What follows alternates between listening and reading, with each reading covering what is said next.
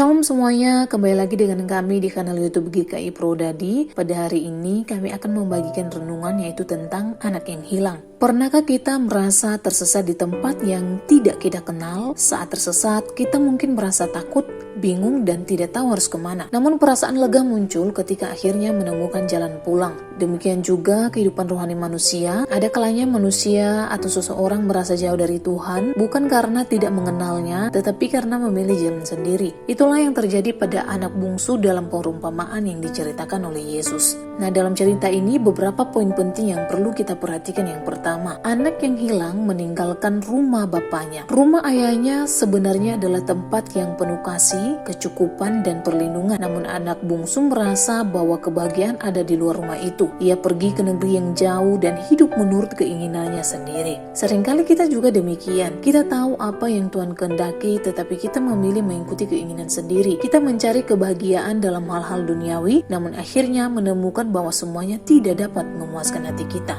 Yang kedua, anak yang hilang menemukan dirinya sendiri. Setelah semua hartanya habis, ia mengalami kelaparan. Pada titik terendah hidupnya, Alkitab berkata bahwa ia menyadari keadaannya. Menariknya, sebelum ia menemukan jalan pulang, ia terlebih dahulu menyadari bahwa dirinya sedang hilang. Pertobatan selalu dimulai dengan kesadaran bahwa kita membutuhkan Tuhan. Kadang Tuhan mengizinkan kita mengalami kegagalan atau kekecewaan bukan untuk menghancurkan kita, tetapi untuk menyadarkan kita bahwa hanya Dia yang sanggup mengisi kekosongan hati kita. Yang ketiga, anak yang hilang diterima kembali. Ketika ia pulang, ia datang dengan hati yang menyesal. Ia tidak menuntut haknya sebagai anak, melainkan berharap diterima sebagai seorang pelayan. Tetapi sang ayah melakukan sesuatu yang tidak terduga. Ia berlari menyambut anaknya, memeluknya, dan memulihkannya sebagai anak. Sama halnya kita dengan Tuhan. Ketika kita berdosa dan kita kembali kepada Tuhan, kita harus menyadari bahwa kasih Allah jauh lebih besar daripada kegagalan manusia. Tuhan tidak hanya mengampuni, tetapi juga memulihkan hubungan yang rusak dengannya. Jadi ada beberapa yang menjadi pembelajaran bagi kita sebagai anak-anak Tuhan.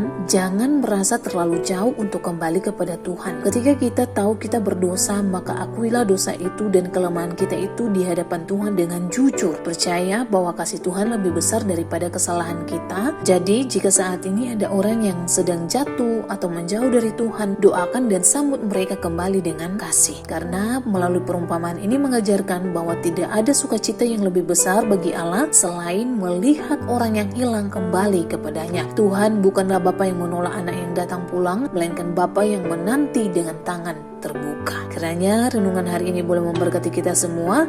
Shalom, God bless you.